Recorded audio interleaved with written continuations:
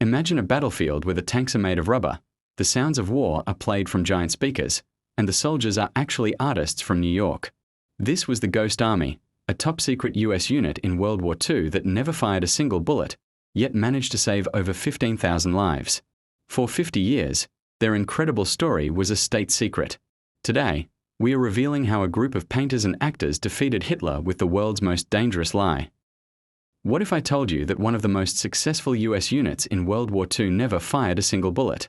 While millions of soldiers were charging into battle with rifles and grenades, a secret group of 1,100 men was fighting the Nazis with nothing but paintbrushes, inflatable rubber, and giant speakers. This wasn't a combat unit in the traditional sense. It was a traveling roadshow of deception designed to trick Hitler's finest generals into fighting ghosts. The US Army didn't look for career soldiers for this mission. Instead, they scoured art schools and advertising agencies across America. They recruited painters, architects, actors, and sound engineers. These creative minds were brought together to form the 23rd Headquarters Special Troops. Their weapon wasn't firepower, it was imagination.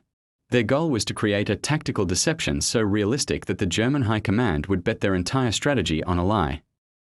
The first layer of their trickery was visual. The Ghost Army used massive inflatable tanks, trucks, and airplanes made of rubber. From a distance or from a reconnaissance plane, these decoys looked identical to the real thing. To make it even more convincing, the men would use bulldozers to create fake tank tracks in the mud leading up to the rubber vehicles. They even painted fake bumper markings to mimic actual elite divisions that were miles away.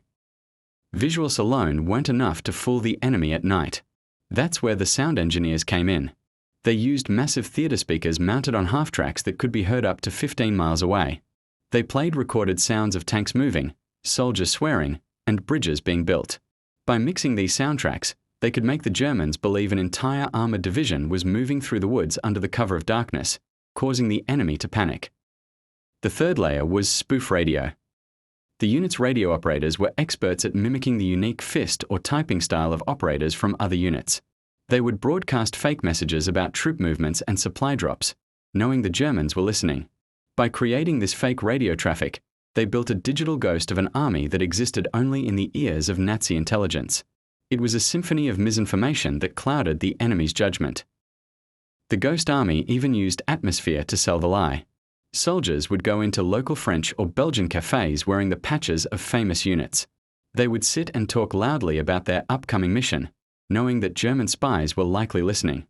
They would even drive trucks and loops, with just 2 men in the back to make it look like a convoy full of soldiers.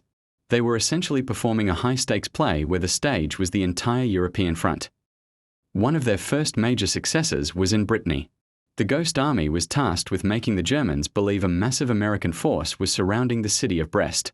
They set up their inflatable decoys and blasted their soundtracks for nights on end. The deception was so effective that the German garrison remained hunkered down, waiting for an attack that never came, while the real American forces were actually miles away, capturing other critical strategic objectives. Their most dangerous mission happened during the crossing of the Rhine River. The Ghost Army was ordered to draw German fire away from the real crossing point. They set up hundreds of inflatable tanks and played the sounds of a massive assembly. The Germans fell for it completely, repositioning their artillery and troops to face the ghosts. Meanwhile, the real Ninth Army crossed the river miles away with minimal resistance. Their trickery had turned the tide of the invasion. Being a ghost was terrifyingly dangerous. These men were often operating just a few miles from the front lines with no real weapons to defend themselves. If the Germans had realized the tanks were made of rubber, the unit would have been wiped out in minutes. They had to be perfect every single time. One mistake, one deflated tank, or one wrong radio signal could have revealed the entire secret and led to a massacre of both the actors and the real troops. When the war ended, the men of the Ghost Army were sworn to absolute secrecy. Their files were classified, and they weren't allowed to tell their wives or families what they had actually done in Europe. For over 40 years, the official record stated they were just a regular supply unit. The world had no idea that a group of artists had saved thousands of lives. Their heroism remained a shadow, much like the army they had created during the heat of battle.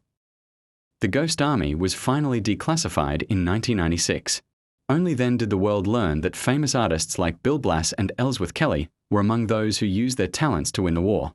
Their legacy proved that creativity can be just as powerful as gunpowder. They didn't just paint pictures. They painted a false reality that confused the greatest military machine of the time. They proved that in war, the mind is often the most lethal weapon of all. In 2022, the surviving members of the Ghost Army were finally awarded the Congressional Gold Medal, the highest civilian honor in the United States. It was a long overdue recognition for the 1,100 men who saved an estimated 15,000 American lives. Today, their story serves as a reminder that sometimes the most important battles are won not by those who fight the hardest, but by those who can dream up the most convincing lie.